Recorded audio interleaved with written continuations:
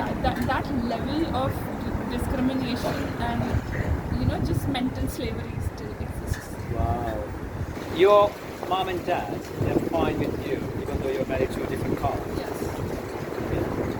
And you're a dentist. She's a dentist from India, and not she's actually. I'm seeing that children are begging in India that I've seen on the street everywhere.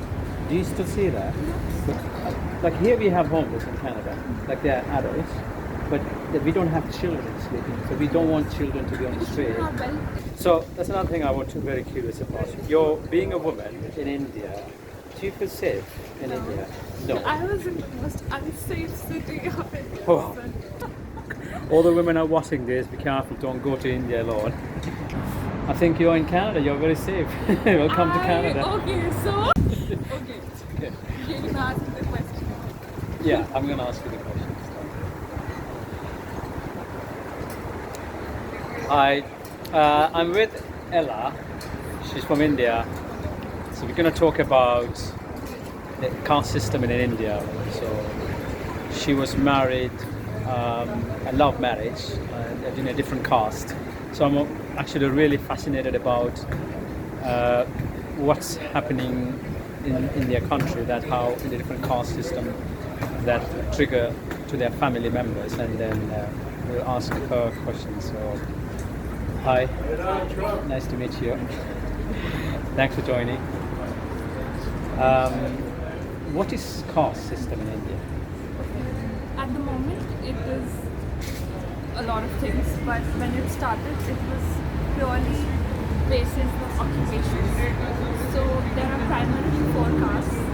One is the Kshatriyas, which were the warriors, the fighters, and then there were Brahmins, the pandits, or the people who used to take care of the temples of their religion per se. And then there were Shudras, and then there were Kayas. So Kayas were the bookkeepers, they were the accountants of the government. Back then the kings, so the accountant of the king, basically. And then Shudras were all the people below these guys. So if I have to categorize basis how do I say, all the respect given, or if I have to rank them, I would put Brahmins on top.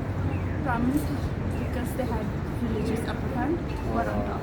These were the ones who were allowed to cater to the temples. They would just take care of all the religious ceremonies like weddings, etc. And then came the Kshatriyas, the warriors and the fighters, who would be the kings themselves, or the princes, or the king's guard, or the guardian. And then came the Kayas, the bookkeepers, who were closest to the king, but not as close to the Brahmins. Okay. So then, and below them came the Shudras. Shudras. Okay.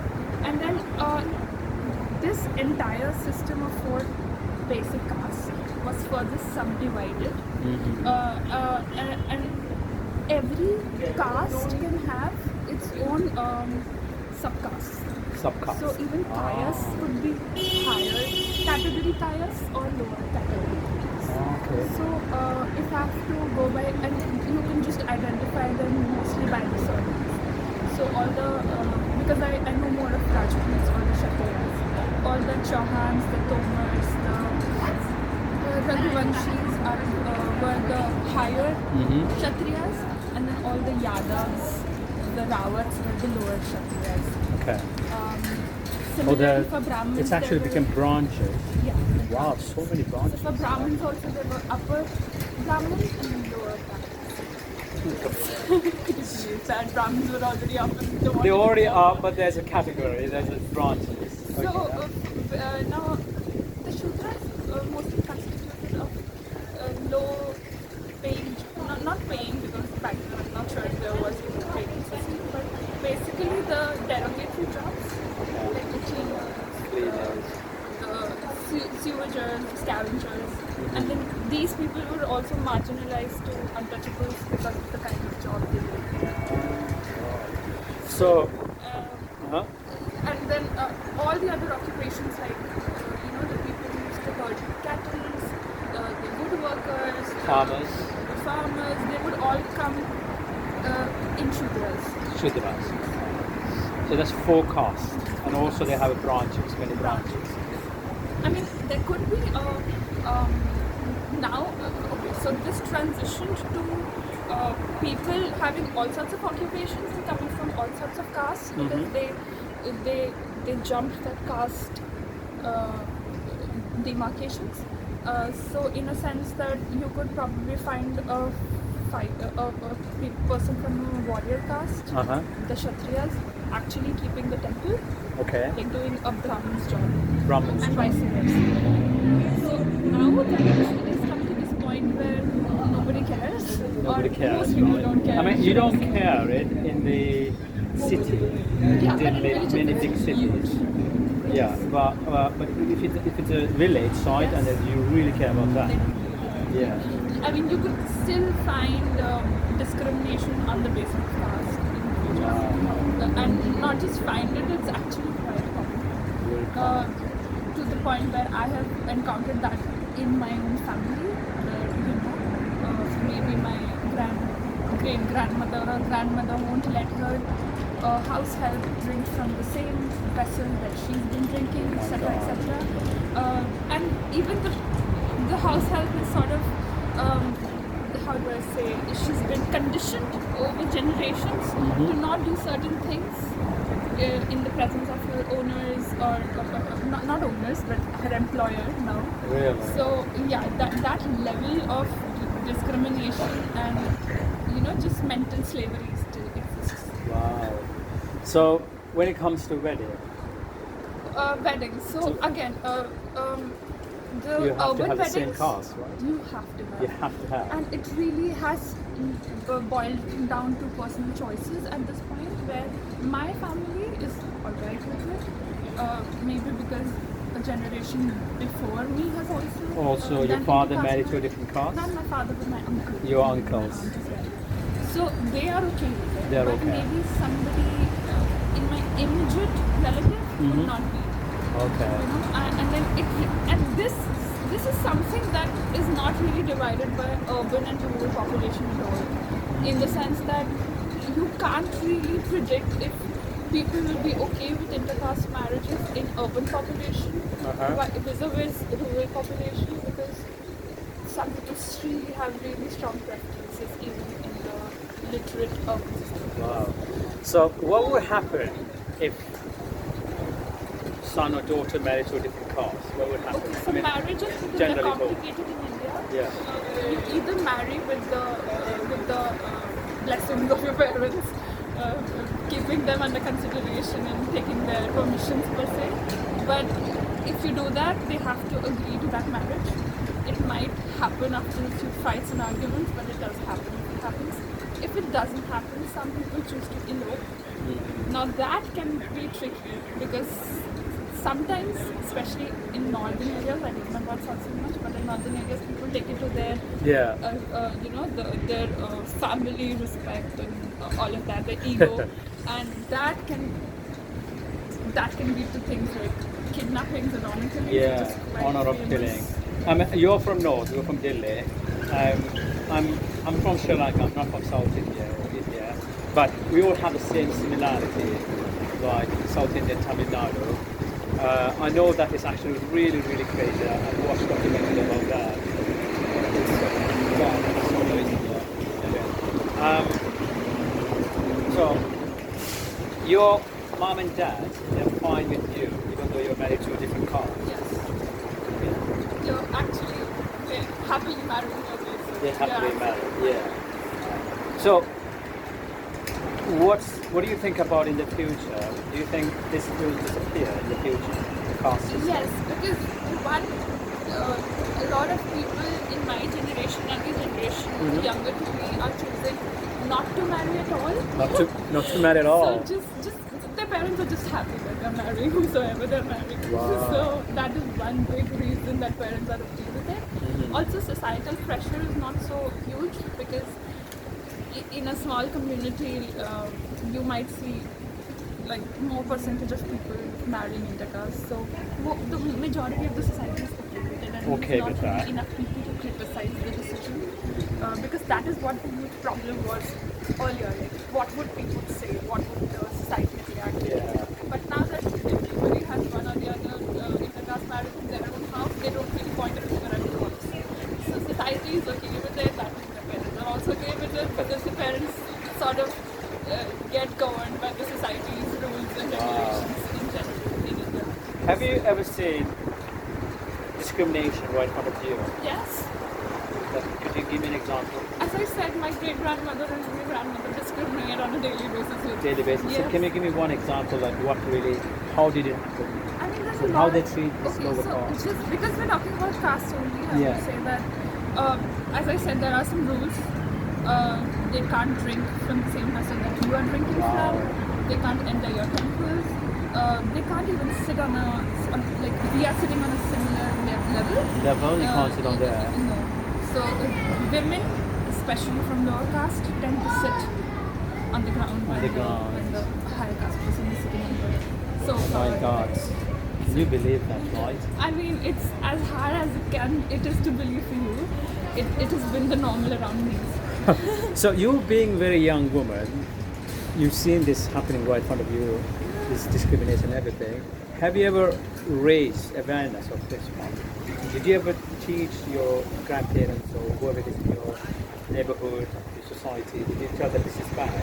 Yeah, so maybe me, Yeah. I try to stay away from drama, which is not always the right thing to do, but I try to educate where there is scope of education. Like, I know my grandmother would listen to me, so I would sit her down and tell her that you should not be doing this. Wow. We are way past this. She's also human. You need to treat her like Yeah. that human. And at times she would listen and she would change things. Like I ruled out the whole having a separate class for the house helps thingy Separate in my own class. house. Wow. Yeah. So that worked, but it might not always work. I may not be able to educate everyone around me. What I try to do is not practice the same things in my house. Okay. So I've And heard not actually. teach the same to my children. Yes, absolutely. Heard that if you married to a different caste, which is you did marry to a different caste, and then your family members, your relatives, they're not gonna like you or like invite you for certain activities or like family or whatever Yes, weddings. yes. They will So- renounce you, right? I mean, did it Yeah. happen to you? Did not happen to me because, as I said, for my house it was okay. Someone already married in a different caste. No, I mean, I know, but your family, My your immediate relatives, family, immediate no. family. But maybe some people in my extended family did raise an eyebrow and they did criticize my decision and they did say things about, this whole marriage happening. But eventually they realized that it doesn't bother me. It doesn't bother you, huh? Their criticism is just, it can just stay with them. People stop criticizing when they understand that you're not affected by it. Wow. But that's just my reality because, again, I'm educated, I'm independent, I'm not. You're a dependent. dentist. She's a dentist from I'm India, and not she's actually. dependent on somebody Yeah. in terms of finances. I think the financial situation governs these things a lot because had I been a lady who was living off of her parents or her husband's money, I would have a lot less say in my own choices and decisions, and I would have to bear with a lot more. So, in terms of caste, also, I may not be able to speak up so strongly. Yeah. In terms of, had I not been so educated, I would have never been able to propose my father that I want to marry this guy who's not from our caste, and he might not have agreed for it as well if this guy was not as educated as he is. Okay. Education and caste sort of go hand in hand. Go ahead. Wow. Okay, let's a little bit change the subject because I'm seeing that children are begging in India that I've seen on the street everywhere. Do you still see that? But you just came from India 3 weeks ago. Okay, so I have never been to India, but I've seen in the movies and documents and everything. Do you see children sleep on the street? Yes, not just children, everybody from all age groups and all phases of life. You can just see them begging and Wow. just miserable. So the city, the government, they don't do anything very much? Like they are not giving any housing? No, there's no provision for homeless or for. I mean, like here we have homeless in Canada, like they are adults, but that we don't have children sleeping, so we don't want children to be on the Because street. children are well taken care of, and I feel to some extent even homeless people are being guarded by the government in ways like they have healthcare, access to healthcare still, right? Even if they're homeless, they have access to healthcare. Okay. I think so. I'm not sure. But my But in India, if you don't have a shelter and if you can't afford 2 meals, nobody's going to come and save you. nobody come and save you. Right? Not the government, not the society. I mean, some non-governmental organizations and self-help organizations are trying to do their best, but their effort is minuscule to the ratio of the population. Really. Yeah, I've seen recently lots of real, also South Indian, North Indian children actually sleeping and begging. They're selling Not just balloons. begging and selling. The crime against children are so horrific Yeah. that I mean, there's just a movie that has come out. It's called Sector 36. It's Okay. just come out on Netflix. If you can watch it. Sector 36. It is based on a real police case and investigation called the Nikhari. And it's basically just street children being kidnapped and brutally butchered to sell their bodies. It's a true story. Oh, we watched that one on Slumdog Millionaire. Yes. Yeah. So my point is that these children are so anonymous in terms of their identity in front of the government that anything can happen to them and no one would actually find them Wow. the longest time. That's sad. Eh? That is sad. It's not And justice. that also makes them pretty vulnerable to the crime that happens. Wow. So that's another thing I want to very curious about. You're being a woman in India. Do you feel safe in India? No. I was in the most unsafe city of India. Oh, Delhi. New Delhi. Yeah, I've heard Must have lots of heard stories. about it. Yeah, I've heard about it. And they say that if you want to travel, if you're a woman, don't go alone. They say that. Don't go alone, don't go in the night, don't go in dark In the night. streets. There's so many rules. So what would happen if you walk on the street in the night? You Like would just disappear. all the women are watching this. Be careful. Don't go to India alone. I try not to get in trouble because as much as I want to be a feminist and talk about there's strong women everywhere, it's not practical. It's not practical. I mean, I wouldn't do it, so I wouldn't advise anybody to do it. Until the system changes, just stick to the system. But New Delhi is actually capital of India, so it is not safe for the citizens. Yeah, And especially for women. honestly, okay, this has been a debate amongst me and my friends a lot of time. I feel that New Delhi is not safe or it's registered not safe is because it's the capital of the country and it's because everything that happens comes in the news immediately, is highlighted, is recorded, is kept a track of, etc. But nowhere is safe. Not in safe. general. Yeah, you're right. Yeah. There's so much rural population that suffers on a daily basis. There are so many rape cases in rural population as well. It's just that they don't get recorded so much. They don't get reported so They much. don't get Yeah. followed upon so much. No one gives a damn because it's just a small part Yeah. of the country at some point. This is what I heard. I don't know which one is. But I might be wrong. It must be like every 5 minutes or something happening. So it's some are countable, not accountable. Yeah. And wow. I think you're in Canada. You're very safe. Welcome to Canada. Okay, so at times I do Yeah. feel I mean, safe here because of It's the very safe and and mostly because of the drug throughout. situation. Yeah. I mean, you don't go to certain places. Yes, exactly. Like there are certain places you will get to know eventually, but generally talking, it's actually yes, I can very walk safe. the streets at Yeah. 11 in the night. 11 in the without night, it's living in fine. public Yeah. places.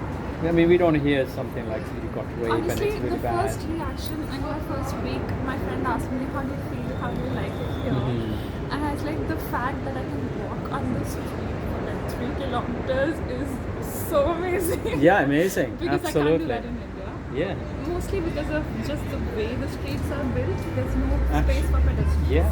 But then also the fact that it's unsafe. In my teenage years, I was in Sri Lanka, And even my hometown, I'm actually living close to the beach, finding something. And we are sitting in the beach.